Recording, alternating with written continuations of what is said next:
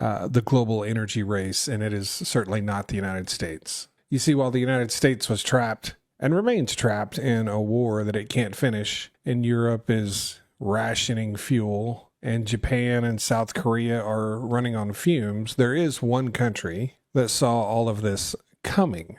They prepared for it for years in advance and have now emerged from this crisis much stronger than before it started. And that country is, of course, China. 欢迎来到本期节目。在全球地缘政治中，能源主导权始终是核心议题。华盛顿频繁重申其统治地位，但本期访谈提供了一个颠覆性的视角。这场竞赛中真正的赢家并非美国，而是悄无声息完成长期布局的中国。更讽刺的是，中国手里的核心筹码很大程度上是源于美国外交政策的精准扶贫。当美欧日韩深陷地缘冲突与能源短缺时，中国在2025年年底的战略石油储备已达到14亿桶，是美国的数倍。本期节目的核心论点指出，美国对俄罗斯、伊朗和委内瑞拉系统的制裁，客观上是把这些产油国逼成了中国的折扣供应商。华盛顿的制裁工具反而演变成了对主要竞争对手的变相地缘补贴。与此同时，中国炼油产能已超过美国，成为全球最大的现代化炼油中心。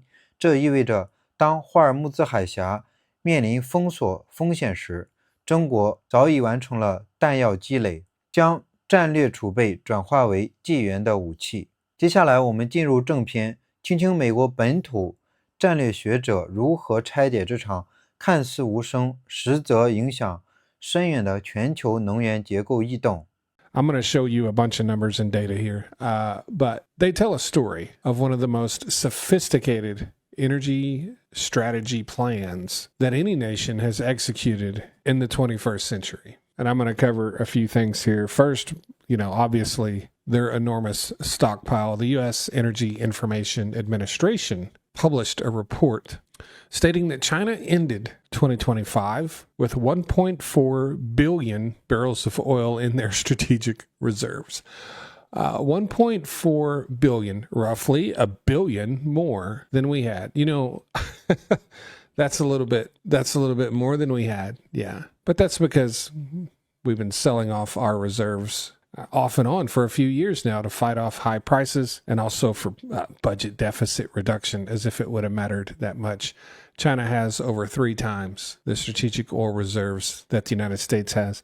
3 to 1. It's likely 4 to 1 at this point. But here's the kicker. China built that stockpile out of cheap oil, entirely subsidized by actions of the United States government. Yes, the United States government enabled China to build this stockpile. While we were distracted with whatever, they were adding over 1 million barrels a day to their reserves, buying discounted oil from Russia that we had sanctioned, discounted oil from Iran that we had sanctioned, and discounted oil from Venezuela that, yes, we had sanctioned. Do you see the pattern? Every country that the United States sanctioned became a discount supplier to China, our number one competitor in the global economy. We thought we were punishing those countries. What we were actually doing was subsidizing China's war chest, and I'm sure they are very thankful for that. So when the Iran war broke out February 28th and the Strait of Hormuz closed, China wasn't sweating it. They paused their imports. They reduced purchasing because prices were high. They didn't need to. China has enough oil to sustain itself for quite a long time without ever having to import a single new barrel. They got a lot. They turned their strategic reserve into a strategic weapon, and they loaded it with ammunition before the war even began. The refineries. China's refining capacity has now surpassed that of the United States at 18.5 million barrels a day. First time in modern history, China has surpassed the United States. They're now the world's largest refiner. And they didn't just build refineries. They built mega refineries, facilities that can process 10 million tons per year or more now account for 55% of their refining infrastructure. These aren't aging, plants from the 50s, 60s, 70s. These are newer state-of-the-art complexes built in the last decade, optimized for efficiency, capable of processing many crude grades and slates, and integrated with petrochemical production. Why? Why did they do that? Well, this means something strategically.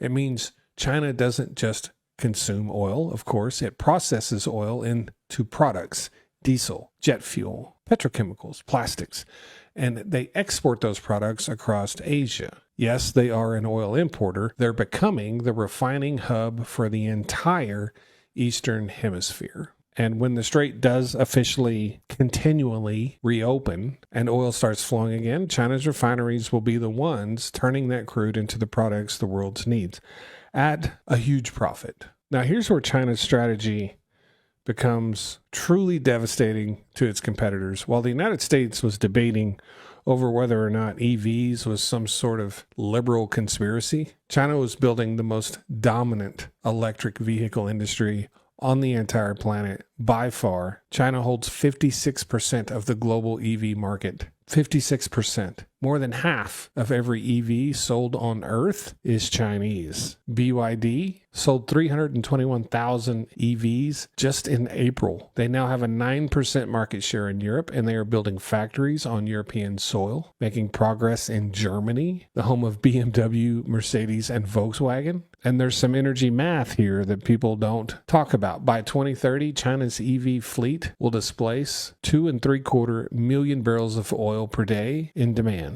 That is more than the combined oil displacement of Europe, the United States, and India put together. China alone will account for nearly 54% of all oil displaced by EVs globally. They are systematically and strategically removing their dependence on the very commodity that's currently being weaponized in the Middle East, while at the same time made themselves the largest refiner so they can supply that commodity to the rest of the world. China's EV stock is projected to grow from 82.5 million vehicles to 238 million vehicles by 2030. That's a lot. Nearly triple. Some might call that a transition. It sounds more like a transformation to me. And every EV that replaces a gasoline car is one less barrel of oil that China needs to import through a contested strait. Now, you can't have EVs without batteries, and China owns the battery capital supply chain. CATL, a single Chinese company, holds 41% of the global EV battery market. You add BYD's battery division at 13.7%, and it's 54% of all EV batteries produced on Earth from China, more than Europe and the United States combined easily. And it goes even deeper than that.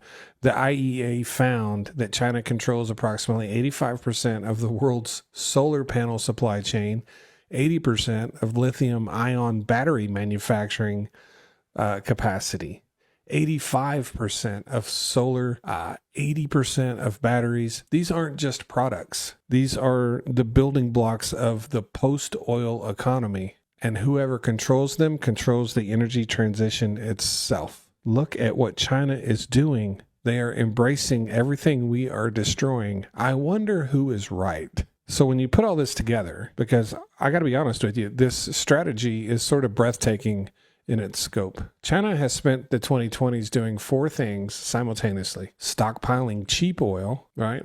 They stockpiled 1.4 billion barrels of cheap oil to insulate them from supply shocks. They built the world's largest refining capacity. They positioned themselves as the processing hub for Asian energy. They built the world's largest EV industry, systematically reducing their own oil dependency while everyone else stays addicted. And they captured the supply chains for solar and batteries and critical minerals, ensuring that as the world transitions away from fossil fuels, it transitions towards Chinese manufacturing. Now look at where everyone else stands. The United States is burning through its whatever's left of its strategic reserve, trying to keep gas prices down.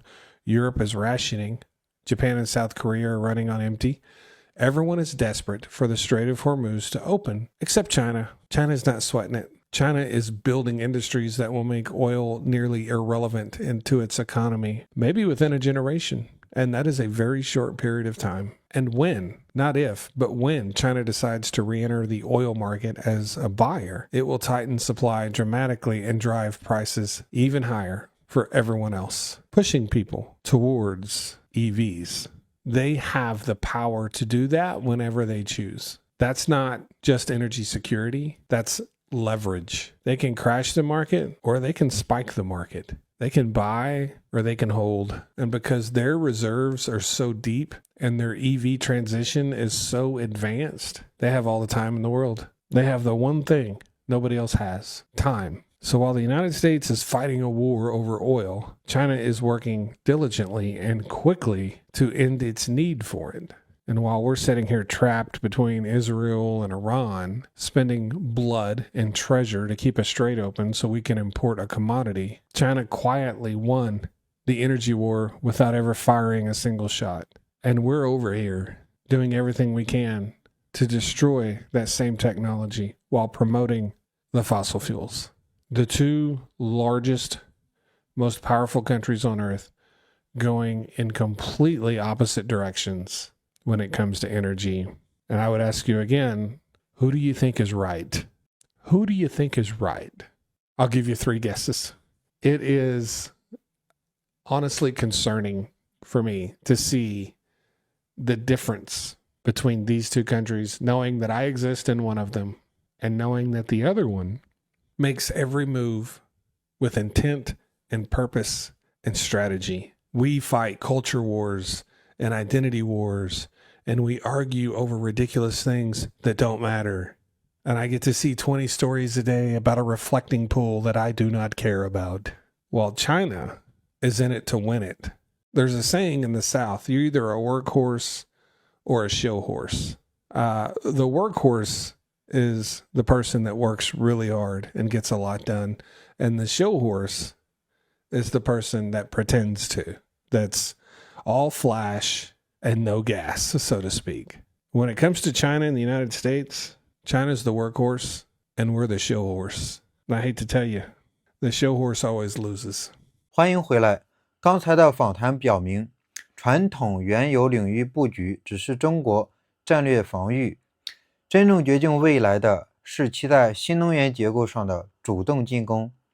当西方精英仍深陷电动车的意识形态争论时，中国已占据全球 56% 的电动车市场，并控制了全球 85% 的太阳能和 80% 的锂电池供应。这并非简单的产业红利，而是对后石油经济几层逻辑的重构。到2030年，中国电动车替代石油需求将超美欧印整合，系统性剥离了对中东等高风险区域的依赖。从博弈论的角度看，两个超级大国正走向相反的周期。美国正消耗仅存的战略储备去维持资源通道，而中国则通过产业转型赢得最稀缺的资源战略时间。它手握终极的杠杆，有能力随时调控市场的供需。节目最后，叙述者借用美国谚语，将两国对比形容为实干的千里马与作秀的表演马，这揭示了大国博弈的本质。一方致力于跨周期的产业实干，另一方则受制于内部的政治内耗。在这场不流血的能源争局之战中，战略竞力已提前锁定了胜负。关于这场全球新能源版图的重塑，你有何看法？欢迎在评论区留下你的思考。我们下期再见。